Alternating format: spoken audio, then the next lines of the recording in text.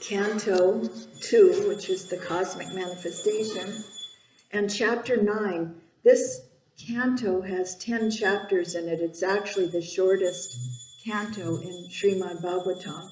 It only has 10 chapters, where the 10th canto, which is the longest, has 90. So we're in the final phases of this particular canto. And the particular chapter name is called Answers by Citing the Lord's Version. And as Maharaj was saying yesterday, it's not the version of NBC, CNN. It's not by any other, or it's not by Fox or any particular, it's citing the Lord's version. He's actually speaking to the first created living entity, Lord Brahma. So it's very exciting to get right to the source of knowledge. And the verses that we're doing today are verse 29 and 30. It's up on the screen, but we also have an online, there's Vedabase. You can actually read the whole Srimad Bhagavatam online. All the cantos are there. So if you can carry on, you can continue to read even after this class. So, Om Namo Bhagavate Vasudevaya. Om Namo Bhagavate Vasudevaya. Om Namo Bhagavate Vasudevaya. Om Namo Bhagavate Vasudevaya. Om Namo Bhagavate Vasudevaya. Om Namo Bhagavate Vasudevaya. Om Namo Bhagavate Vasudevaya.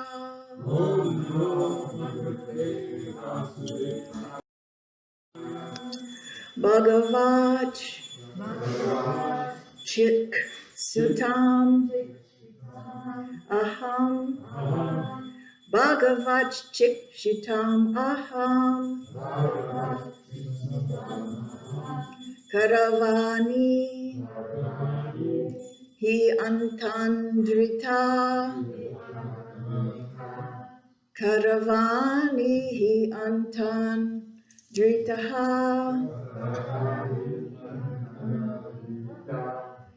Nehamana Praja Sargam. Nehamana Praja Sargam. Badhyayam Yad Anugrahat. Badhyayam Yad Anugrahat. We're doing 2 verses today, so we're going to just concentrate, fully focus on one, doing the singing it, because this is in the Sanskrit language, and Sanskrit opens up your heart and opens up your mind. There have been many young people that have been homeschooled in Sanskrit and Bhagavatam, and they end up going to college really young because their mind just, it's Devanagari, it's the language of the gods. So the Sanskrit sound vibration is extremely special. It's spoken in the spiritual sky. So we concentrate, we also say it, even though we may not understand it, still beyond the mind. It does stretch the mind in a way that is going to give us more intelligence. Bhagavat Chikshitam Aham. Karavanihi Antarjitaha. Nehamana Praja Sargam. Badhyayam Yad Anugrahat. Bhagavat Chikshitam Aham. Karavani Hri Antarjitaha. Nihamana Praja Sargam. Badhyayam Yad Anugrahat. Others?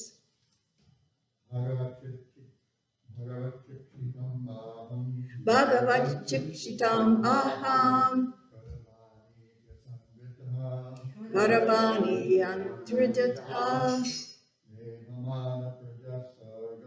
Nehamana Prajasargam Yad Vyam Yad Anugrahat Bhagavat Chikshitam Aham Karavani Hriyankritaha Nehamana Prajasargam Vadyayam Yad Anugrahat Bhagavat Chikshitam Aham Karavani Yatantatritaha Nehamana Prajasargam Vadyayam Yad Anugrahat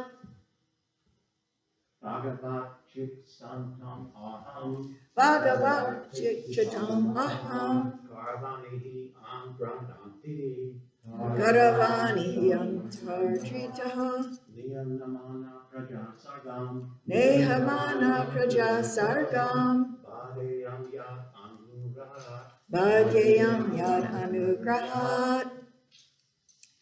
I'll just quickly say the next verse, which this will be I'm not going to probably say it really nicely, but we'll do the best we can.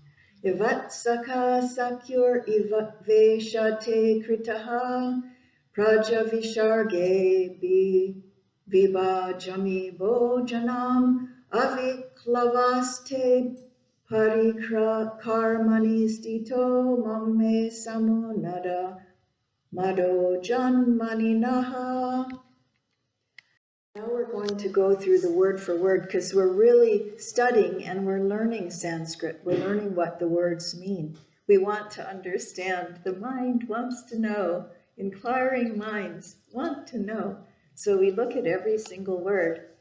Each one is got lots of wonderful meaning in it. So the synonyms are Bhagavat, by the personality of Godhead. Shikshitam, taught. Aham, myself.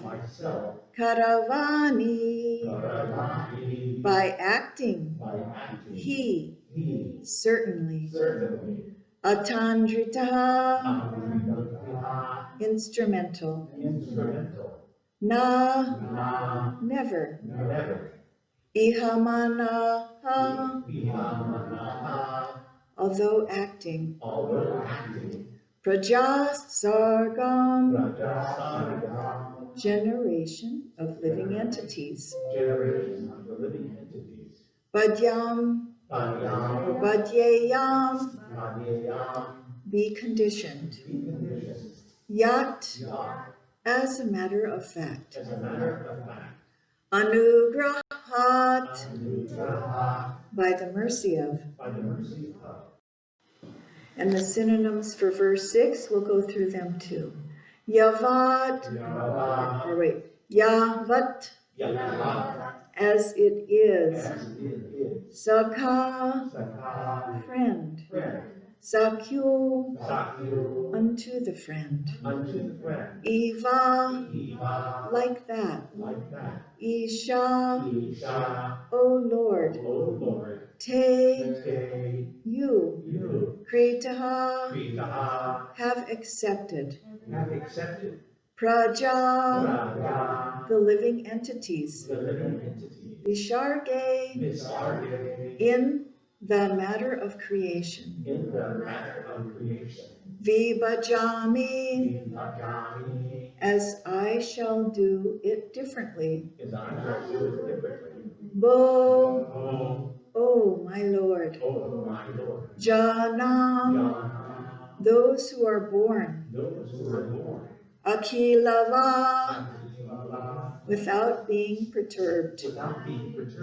te, your, parikarmani, in the service, in the matter of service, stita, thus situated, ma, may it never be, may, unto me, samud, nada, resulting, arise, mada, madness, aja, O unborn one, manina, thus being thought of.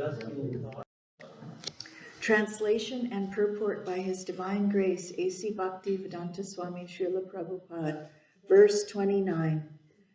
I'll say the verse and then we'll repeat it in sections so we really get it deeply within our hearts.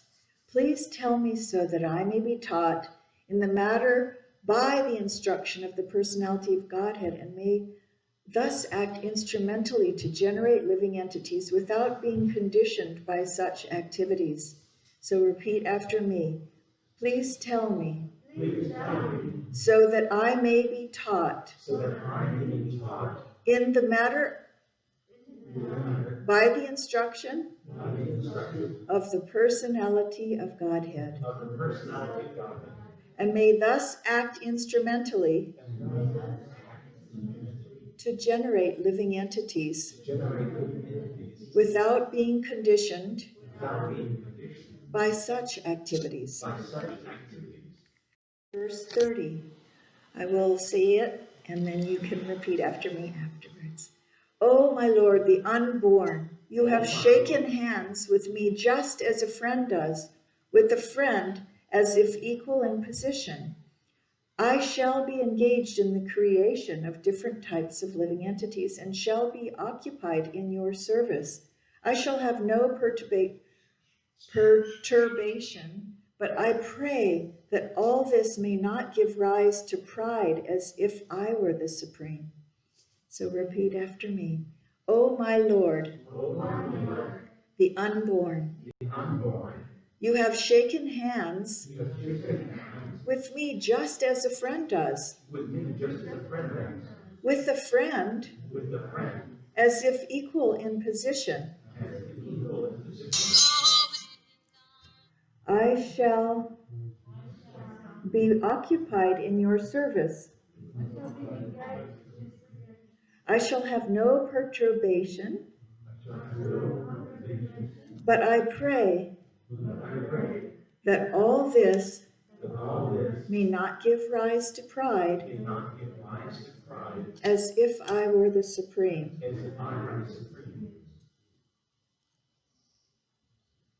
Sorry, I'm trying to make sure this doesn't happen again.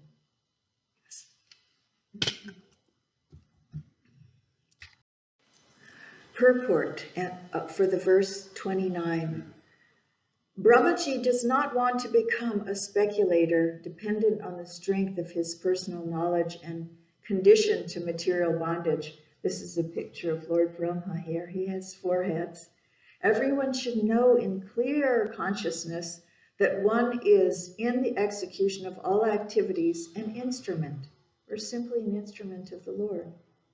It's very important to know this, to be the witness and the instrument, not taking credit. A conditioned soul is instrumental in the hands of the external energy, Gunamayi Maya, or the illusory energy of the Lord. And in the liberated stage, the living entity is instrumental to the will of the personality of Godhead directly. So here is what happens when a devotee becomes purified. They transfer the account from being controlled by the temporal, material, illusory energy. They transfer it directly to thy will be done. Thy will be done, that Krishna's will be done. To be instrumental to the direct will of the Lord is the natural constitutional position of the living entity, whereas to be an instrument in the hands of the illusory energy of the Lord is material bondage for the living entity. In that conditioned state, the living entity speculates on the absolute truth in his different activities. But in the conditioned stage, the living entity directly receives knowledge from the Lord. All of us have the Lord in our heart, Chaita Guru, Paramatma. He's within our heart. And the more we develop that relationship with the Lord in the heart, the more we hear him guiding us, protecting us. He tells us what to do, what not to do. And it's our job to listen to the Lord in the heart and develop that relationship. So it's saying here, but in the conditioned stage, the living entity directly receives knowledge. The unconditioned stage, the living entity directly receives knowledge from the Lord.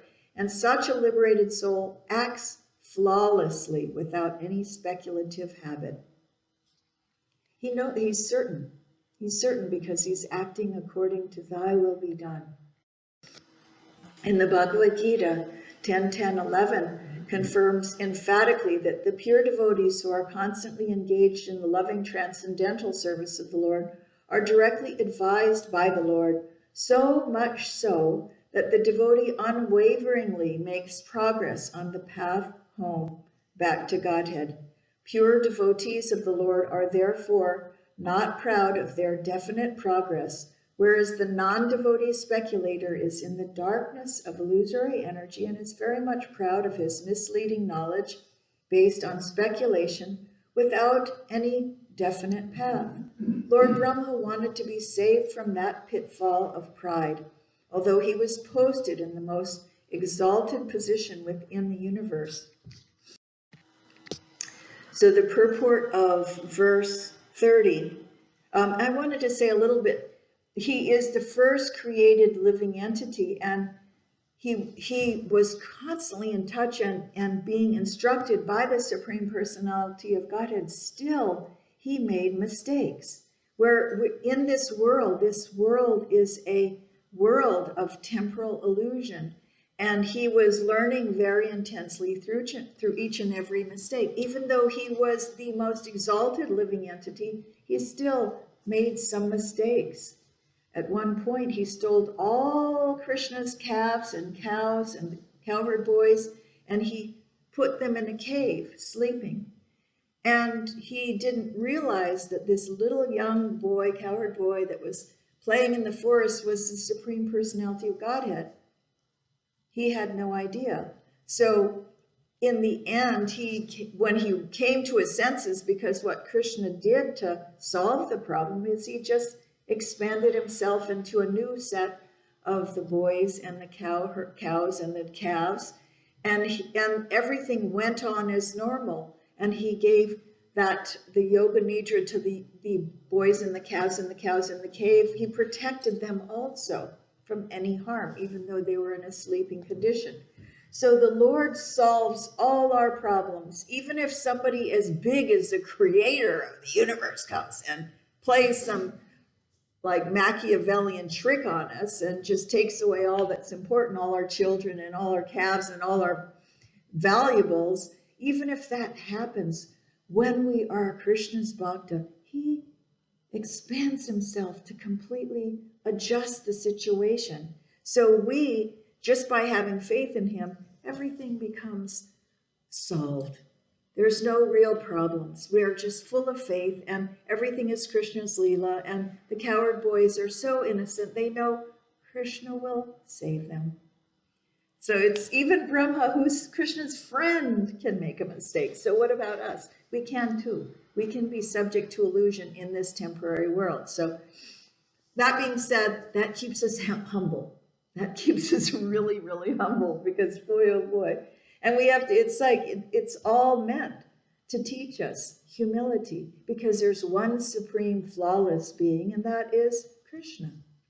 He's the source of everything and everyone.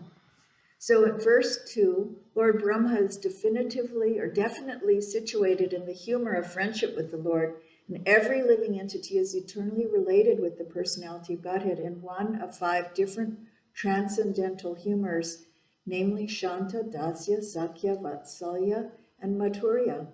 We have already discussed these 5 kinds of humors in relationship with the personality of Godhead.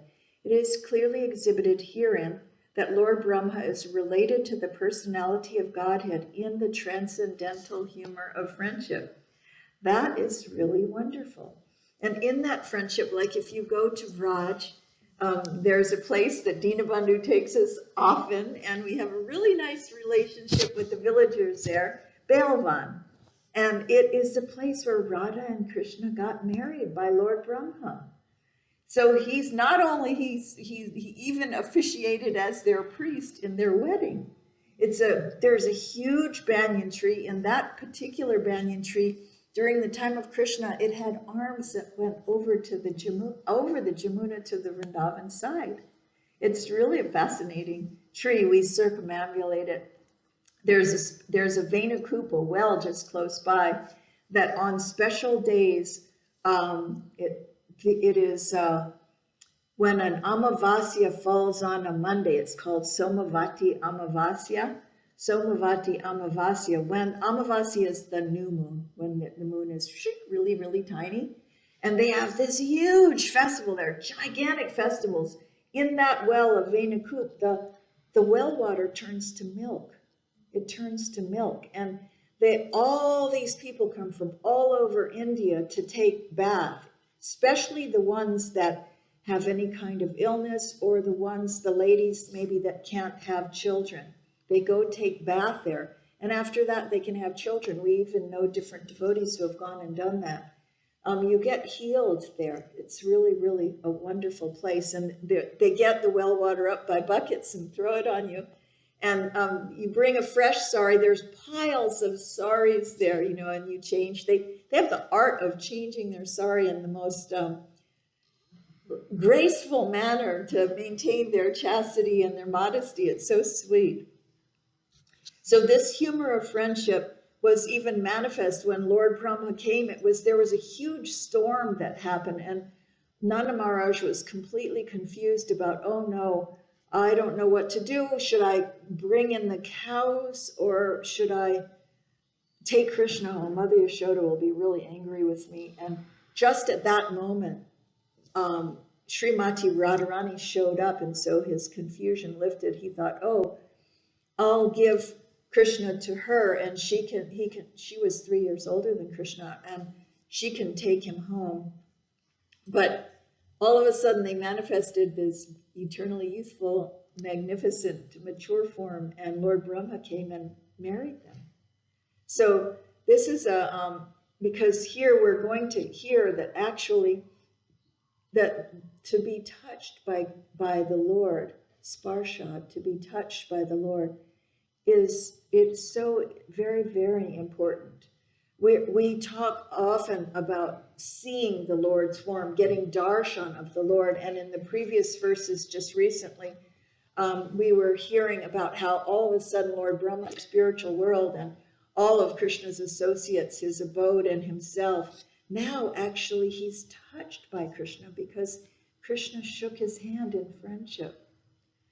Not only does he get, the full darshan, the full picture, he gets Krishna's touch. And so, can you imagine being touched by God? That to me is just, I love just to imagine that. So a pure devotee may be related with the Lord in any one of the transcendental humors. The pictures here is, we have Krishna and we have these Lord Brahmas, and how the Lord is there, and he's always superior even to Lord Brahma, who many say there's Brahma, Shiva, and Vishnu, and that there's 3 gods, but actually there's one, Vishnu. He maintains, and he is the source of all the others. So a pure devotee may be related with the Lord in any one of the transcendental humors, even in the humor of parenthood. But the devotee of the Lord is always a transcendental servitor, even if he's the parent and he has to chastise Krishna. It's out of love. Can you imagine how controversial that would be to chastise God? It's like, uh-oh. But Krishna puts us in this position. He wants us to take care of him. So sometimes we even accept the service of being the parent of God. So no one is equal to or greater than the Lord. This is the version of the Bhagavad Gita.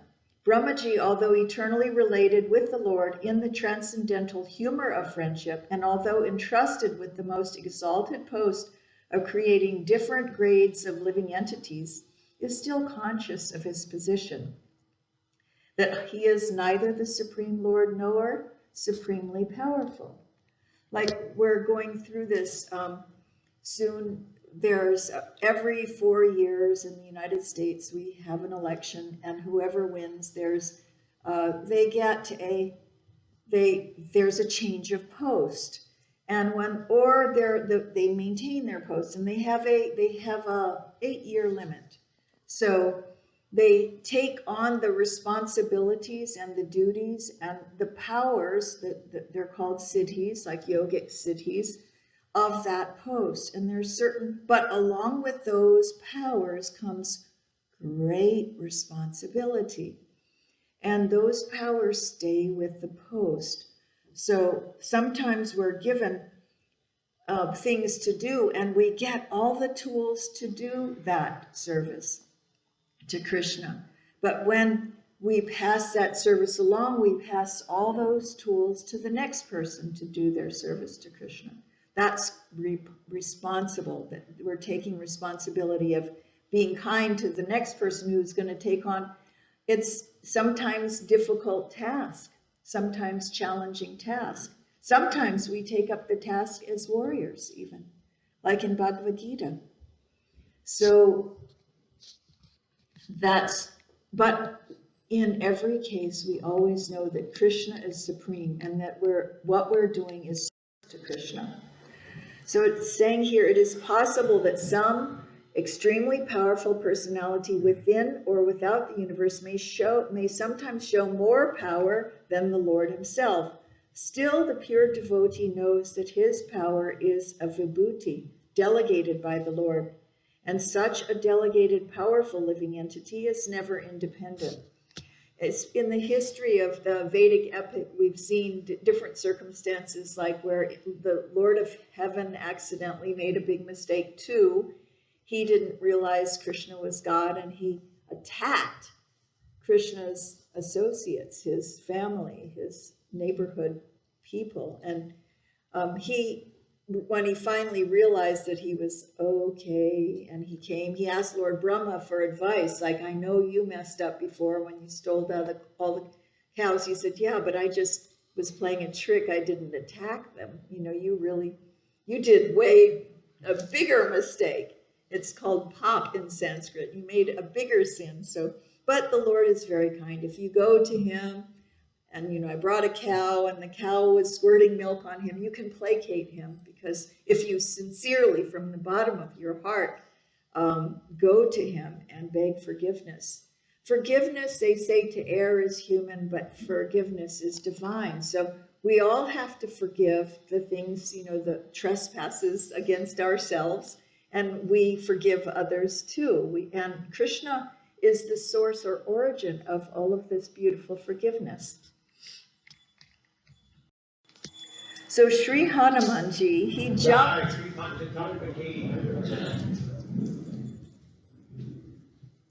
Jai Panchatattva.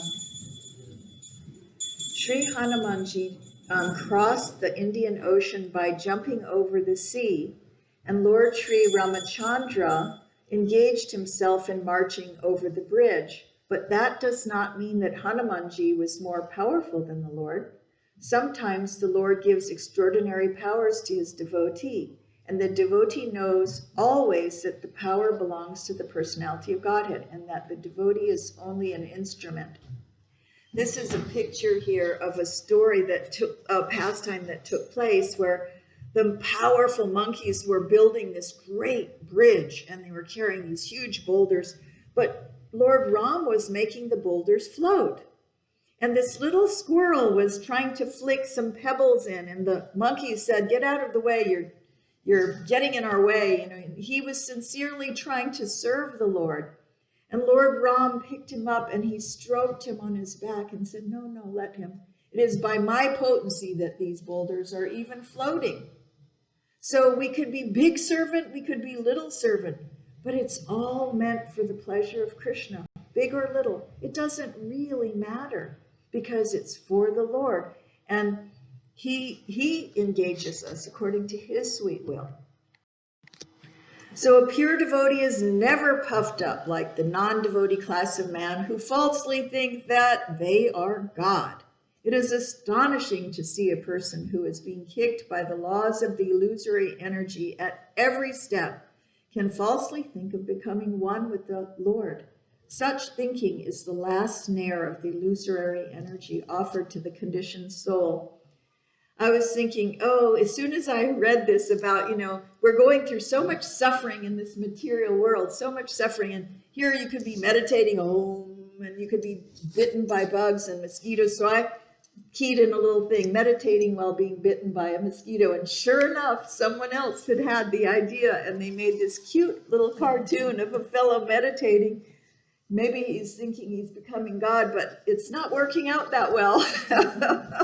So, it's better to just become God's servant because that's really the deal. We're his servant. The divine servitude is absolute freedom. It's complete and total freedom. When we love him, he loves us so wonderfully. So it's just a beautiful relationship. Divine servitude is our goal. So the first illusion, that he wants to become the Lord of the material world by accumulating wealth and power. And when he is frustrated in that attempt, he wants to become one with the Lord. So both becoming the most powerful man in the material world and desiring to become one with the Lord are different illusory snares. And because the pure devotees of the Lord are surrendered souls, they are above the illusory snares of Maya. And I thought this was a funny one too. You've got the yogi meditating in the Himalaya and the businessman with his briefcase. He helicopters up there to find out about the meaning of life. But then he says, I've only got a half an hour, so make it quick. So it's such, this material world is fraught with hilariousness. We are impatient in this age of Kali. We have impatience. I know when I first became a devotee, I thought it was like, okay, it's like if you put in 8 years, like becoming a lawyer or something, then I'll become enlightened. I'll be an enlightened being, just a certain period of time. And I'm going to be like there's going to be light coming out of my head. And I'm going to be fully, in ecstasy 24 hours a day. And if I touch you, you'll be in ecstasy. I had such, illusions of grandeur. Not a terrible idea, but very immature and, simplistic in my thinking. And now 51 years later, I see that this is a process. It's a journey and it unfolds and it's magnificent. There's so many adventures, So because Lord Brahma is a pure devotee, even though the first dominating deity in the material world, and therefore able to do many things, he would never, like the non-devotee with a poor fund of knowledge, have the audacity to think of becoming one with the Lord. People with a poor fund of knowledge should take lessons from Brahma when they are puffed up with this false notion of becoming God. Prabhupada came here, we sing in our prayers, he came to dispel this illusion of monism and voidism, where we just merge into the Brahma Jyoti. And believe me, there's been times in my life where that sounded like a really good idea, just merging with the Brahma Jyoti, becoming one with God, just annihilate my existence altogether. It's a kind of suicide in a sense, because your individuality is like, it's temporarily in a merge, but it's not a permanent position. That's the situation. If we want to make a permanent solution, then we find our eternal constitutional position, the place where we can always revel in the rapture of pure devotion to the Lord, for the pleasure of the Lord. And if the Lord's pleased, we're anandamaya abhyasa, we're pleasure seeking. And if we're linked with the pleasure of God, how big is that? I mean, that's huge, to be linked with God's pleasure. It's absolutely. So factually, Lord Brahma does not create the living entities. In the beginning of creation, he is empowered to give different bodily shapes to the living entities according to their work during the last millennium. Brahmaji's duty is just to wake the living entities from their slumber and to engage them in their proper duty. So he's like, you know, kind of the camp counselor. Wake up, it's time to get back into creation. We're going to go for it again. Because there is, just the other day on Facebook, I was going to write this whole astrology thing, you know, like this is what's going on in the heavens. And then I thought, so I just wrote, and then God inhales. Because when he exhales, everything is manifest. And there's millions of universes and everything. And then when he inhales, they all go within him into this yoga nidra, the slumber. They are unmanifest. They're suspended in a kind of there's a real merge with Krishna. And then Mahavishnu exhales again, and we all get created again. This is part of the Mahatattva. Mahatattva is the material creation. But to become pure devotee, we transcend the material creation and we go straight into the spiritual sky, the Vaikuntha Lokas. And those Vaikuntha Lokas are without misery, without time, without birth, death, old age, and disease. So we're headed there. So it's continuing in the Bhagavad. It says the different grades of living entities are not created by Brahmaji by his capricious whims, but he is entrusted with the task of giving living entities different grades of bodies so that they can work accordingly. And still he is conscious, but he is only instrumental, so that he may not think of himself as the supreme powerful Lord. This is being reiterated because in case we didn't get it, I mean, the next second is, we are hearing it many different ways. So devotees of the Lord are engaged in the specific duty offered by the Lord, and such duties are successfully carried out without hindrance because they are ordained by the Lord. And in this particular age of Kali, the age of chaos and quarrel, it is stated and in the scriptures that the Yuga Dharma, or the duty at this time, is to sing and dance congregationally, sing and dance and chant the holy names of the Lord of Krishna. Hare Krishna, Krishna Krishna, Hare Hare, Hare Ram, Ram Hare Hare. It's considered the highest. Like in Satya Yuga, it was meditating for thousands of years, thousands and thousands of years. And it's interesting because the yugas are usually Satya Yuga, Dwapara Yuga, Treta Yuga, that's 2, 3, and then Kali, 4. But when Krishna comes himself and not as an avatar of Vishnu, those yugas flip-flop. Treta goes first and Dwapara goes second. Dwapara Yuga is deity worship and Treta Yuga is fire sacrifices. But in this particular kalpa, in this particular age, Krishna comes not as the 8th avatar of Vishnu, but as Krishna himself. So we have this amazing time that Lord Chaitanya has come, Lord Krishna has come himself. We have this fabulous opportunity to devote one life, singing and dancing the names of God. In every scripture, it talks about make a joyful noise unto the Lord. In every scripture, it talks about taking the Lord's name and vibrating on the name of Krishna, taking shelter of his name. So the credit of success goes not to the doer, but to the Lord. But persons with a poor fund of knowledge take the credit of success into their own accounts and give nothing to the credit of the Lord. That is the symptom of the non-devotee class of man. That's not the symptom of devotees. We give all the credit. And everything to Krishna, because in the Bhagavad Gita it says to every endeavor there is a flaw, so there's going to be some flaw.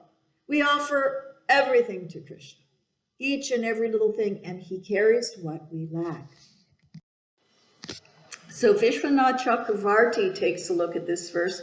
Verse 30, he says, 29, it was very simple paraphrasing of the verse, and he says that Lord Brahma, revealing his desire, prays to the Lord, "O Lord, you have treated me as a friend treats a friend by touching me with your hand, though I am just a shadow of a servant. May I attain bhakti with the feeling of friendship. O Lord, oh, as long as I live while creating the bodies of the living entities, I will create divisions of high, medium, and low, while being situated with attention, avik lava, in you. May I not become overcome with excessive pride. The extent of Brahma's life is expressed by those who hold powers in the world as controllers, remain in this world until their tenure has expired." That's interesting too. Lord Brahma gets to be in this universe for the entire creation. So it's kind of a life sentence of devotional service. And Maharaj, I was wondering about that, if he gets awarded like a cowherd boy body next or something. I was just thinking about Lord Brahma and how much work it must be to be the most powerful created living entity, the first fellow in the entire universe. And you have to hang the whole time. I mean, we're trying desperately to go back to the spiritual world in this 100-year lifetime. And we have every opportunity to do that. Lord Brahma says, okay, I'm going to do this, and I'm going to do it for the entire time. That's intense. That's a huge, giant commitment, a massive amount of service. So it's actually time. So I'll just say a couple things and just breeze right through this. There are a few, because I wanted to touch on controversy a bit and the service that becomes controversial. And Akrura was a great, great devotee of Krishna, and his service was so controversial because even he heard from King Kamsa what Kamsa's plans were to kill Krishna, and Akrura said, "Well, I'll go get him," because he only wanted to please Krishna and serve Krishna. And he had full faith that Krishna would save himself and everyone else along the way, but the gopis were so upset with him for taking Krishna away from them out of Vrindavan. So he had an extremely controversial service, but he was also touched by Krishna. And he rolled in the dirt of the lotus footprints of Krishna. And also, okay, this is him rolling in the lotus footprints of Krishna. And I was saying, just imagine how hard it is to take a service like that. A service. And there was even one book written about Judas Iscariot that actually Jesus asked him, "Can you do this service? Because it's going to be the roughest of all. I know this is going to happen." And so Akrura is like kind of doing that really rough service. Is like, I'm taking Krishna out of Vrindavan into Mathura, and this Kamsa plans to kill him. I know it's not going to happen. But who was upset? It was the gopis. The gopis were very upset. And then who else got touched by Krishna? We got the twin Arjun trees. They were touched by Krishna, and they were liberated from being in tree bodies. I mean, they had committed sinful activities and got cursed to become trees. But where? In the courtyard of where Krishna's pastimes would take place, of Nanda Maharaj, where Krishna would crawl as a child and his feet touched them. They were so blessed in their curse. So in spiritual life, it doesn't matter, curse or struggle or controversy, whatever it happens to be, if the goal remains Krishna, we're safe. Yay, only 5 minutes over. Are there any questions or comments?